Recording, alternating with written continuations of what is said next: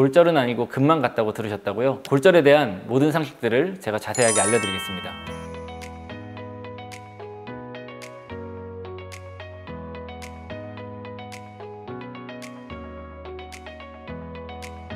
안녕하십니까. 저는 서울본정형외과의 임승빈 원장입니다.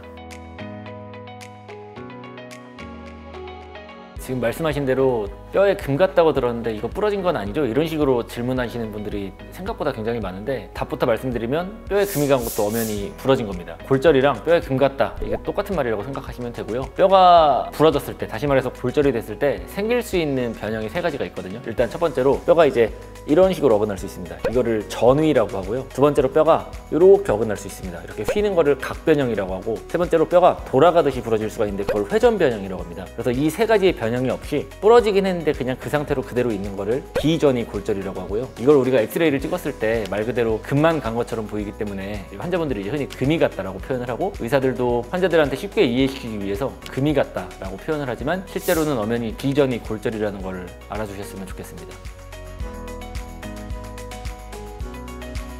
대부분은 엑스레이를 찍으면 알 수가 있고요. 전이가 된 골절의 경우에는 볼 줄 아는 사람이라면 엑스레이만 찍어도 거의 100% 진단을 할 수가 있고요. 금이 같다라고 하는 그 비전이 골절의 경우에 엑스레이에서 안 나타나는 부분에 금이 같다면 이제 진단이 어려울 수가 있습니다. 엑스레이상 이상이 없다고 하더라도 골절의 가능성이 아예 없지 않다는 걸 꼭 알아야 되고요. 이제 추가적인 검사를 통해서 이제 확인할 수도 있는데, 어떤 경우는 초음파 검사를 통해서 뼈가 깨져 있는 것을 볼 수도 있고요. 제일 정확한 검사는 CT라는 검사입니다. CT는 뼈의 모양을 3차원적으로 보는 검사이기 때문에 거의 99% 이상의 골절을 잡아낼 수 있다고 보면 되고, 다만 이제 CT 검사 장비가 모든 병원에 있는 게 아니다 보니까 CT 검사를 활용할 수 없는 경우에 초음파 검사로 대체하는 경우가 있습니다.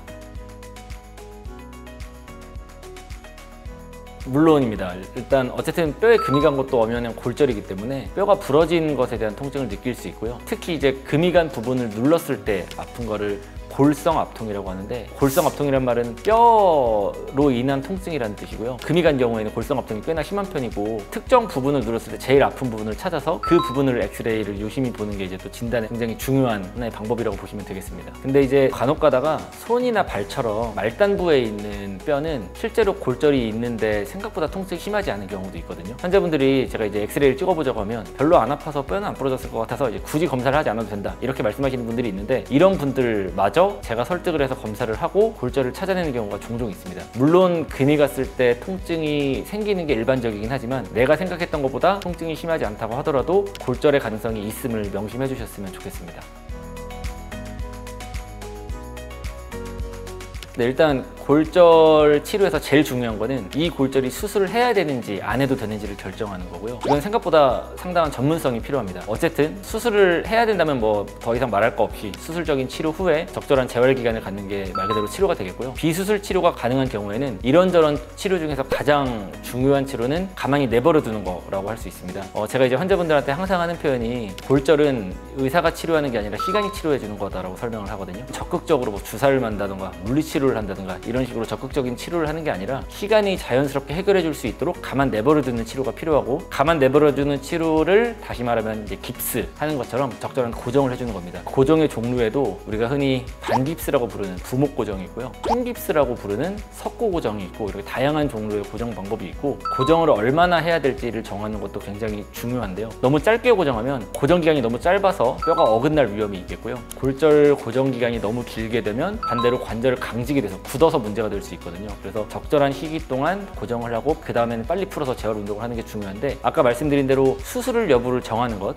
그리고 골절 고정을 얼마나 하는지를 정하는 게 상당한 전문성이 필요하고, 제 생각에는 정형외과 의사가 확실히 제일 전문성이 있다고 생각하기 때문에, 다른 것은 몰라도 다쳐서 아프다면 반드시 정형외과에 가서 엑스레이를 찍고 진단을 받아보는 게 중요하다고 생각합니다.